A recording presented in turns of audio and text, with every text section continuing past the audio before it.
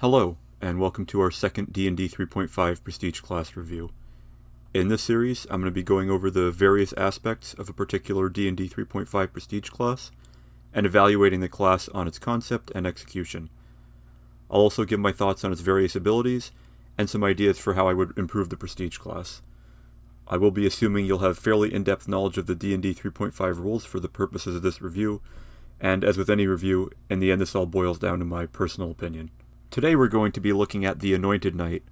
This is a prestige class from the Book of Exalted Deeds. They're focused on anointing themselves and their weapons with holy oil and special rituals. This gives them special abilities, bonus feats, and gives your anointed weapon special abilities as well. This class requires the Ancestral Relic feat, which effectively gives you the ability to enchant a masterwork weapon yourself without magical capabilities. So, it's a useful feat if your dungeon master fails to give your character any magic weapons and only gold. It's a quite flavorful feat, but not the strongest one.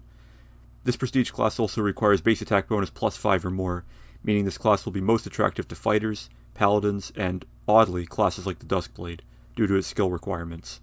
You must be good aligned to take this prestige class, which makes sense given the book it's in. You need 5 ranks in Craft Alchemy, 3 ranks in Knowledge Arcana, and 3 ranks in Spellcraft to take this prestige class. This means 11 skill ranks overall, which even as a cross-class fighter shouldn't be too hard to attain. Craft Alchemy is technically a class skill for you even if you can't do anything with it, leaving the total cost for you at 17 skill ranks. This is a bit taxing, but so long as your character has average intelligence as a fighter, or a human fighter with slightly below average intelligence, you'll be able to roughly manage it, though you might have to take 6 levels of fighter first instead of 5. The Anointed Knight has good fortitude and will saves and a d10 hit die, so this shores up your will save issue as a fighter a little bit, as well as some other classes. Your class skill list is similar to the Paladin, though oddly you only get Craft Alchemy as a class skill rather than all of the craft skills. So hopefully you weren't doing any weaponsmithing. This class also, unsurprisingly and expectedly, has full base attack bonus. Now on to the class features. This class has 3 kinds: Anoint Self, Anoint Ancestral Weapon, and bonus feats.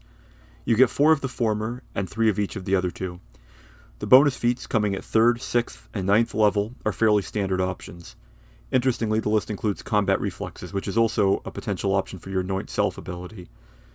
The feat list also includes Sanctified Martial Strike, which requires 15 Charisma and Weapon Focus, but makes any weapon of that type that you wield a good aligned weapon, and gives plus 1 damage to evil creatures, or plus 1d4 damage to evil outsiders and undead. Exalted Smite does something similar, but only with Smite evil attacks. Anoint Self comes at levels 1, 4, 7, and 10. You spend 100 gold pieces to anoint yourself with oil. You get access to different abilities depending on your level and charisma modifier, and choose 1 ability each time. Keep in mind you do this ritual once, and you gain the benefits of the ritual forever. Strangely, the ability doesn't specify class level in its requirements for the different kinds, though it is probably implied. Assuming a 15 Charisma, this allows you access to either Alertness or Combat Reflexes at level 1. These aren't the best options, given the requirements of the Prestige class.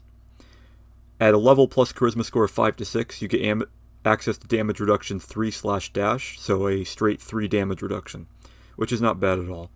You can later get a plus 1 to one of your mental ability scores, which is a good way to shore up your Charisma, or your Wisdom if you're playing a Paladin, as that requires quite a few different abilities to be good. After that, you can access Call to Battle, which gives you an extra plus 3 to hit on a charge attack. This can be nice for power attacking, giving you an extra plus 3 to hit, which can translate straight to plus 6 damage, although most charging builds will not really need this, thanks to Shock Trooper feat. The next ability you can access, Deep Strike, gives you a bonus 2d6 damage on an attack 3 times a day. This is not terrible, though if you spread it out over 4 combats per day averaging 3 rounds each, it's something around 3.5 extra damage a round, which isn't fantastic compared even to a simple feat like Weapon Specialization. The final ability, requiring your level and charisma to total 11 or more, is Inspired Strike, which gives you an extra attack at your highest base attack bonus 3 times per day. Effectively the haste spell minus the speed bonus, and attack bonuses. This is probably the best option out of all of the Anoint Self abilities. Keep in mind that you only get to pick 4 of these options total, and some of them might be out of reach when you're picking them. Anoint Weapon is a similar feature that you get at 2nd, 5th, and 8th level. Your options here are mostly based around the weapon itself, giving it extra hit points or hardness to prevent it from being sundered, for example. It can also be anointed to deal 1d6 damage per round to any evil creature holding it, and make it permanently good aligned. Another option is to make it into an intelligent weapon. This is obviously extremely powerful, since it will get 2 lesser powers, which can effectively give you quickened spell-like abilities if your item is cooperative. You might end up with skill bonuses instead, which will likely be less useful, but can still be helpful if it's a skill your party lacks. Another great option is the Unicorn Blood Anointment. It means that every hit with the weapon exposes the target to unicorn blood, which is a powerful good-aligned poison called a Ravage, a special type of poison introduced in the Book of Exalted Deeds supplement. Now, poison is not a very good option in D&D 3.5 for player characters, but Ravages, and Unicorn Blood specifically, is a bit different. It deals 1d3 and 1d4 strength damage as primary and secondary respectively, and it has a DC 17 Fortitude save to resist. This wouldn't be very good by itself but for 2 factors.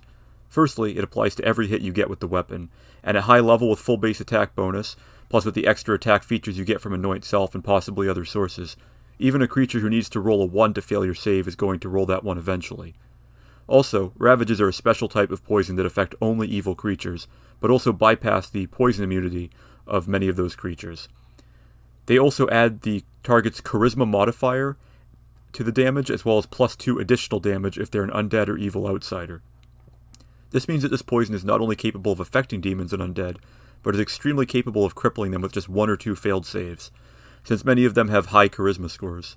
Some very rough math on a Hezru demon, for example, tells us that your average hit with a melee weapon using this ability will deal roughly 0.4 strength damage.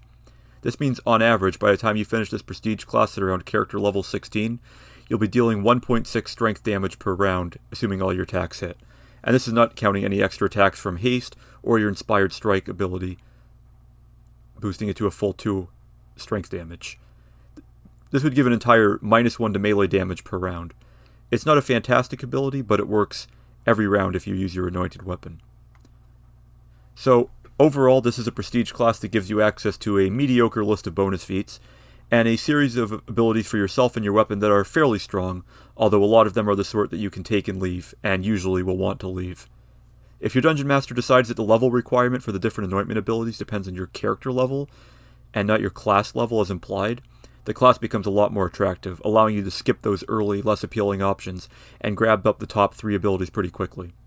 If not, you are spending a level getting either alertness or combat reflexes, which aren't useless feats, but not great either. This prestige class doesn't ask for much, but it also doesn't give a whole lot either. Still, while not powerful, it is fairly flavorful. I would give this class 4 stars for concept and 2 stars for execution, mainly because of the small number of options for the anointment abilities, though I do applaud that it allows you to choose those abilities from a list rather than giving to you in a set series. So, that's about it for this prestige class review. Thanks for watching, and I'll see you next time. Please like, share, comment, subscribe, etc.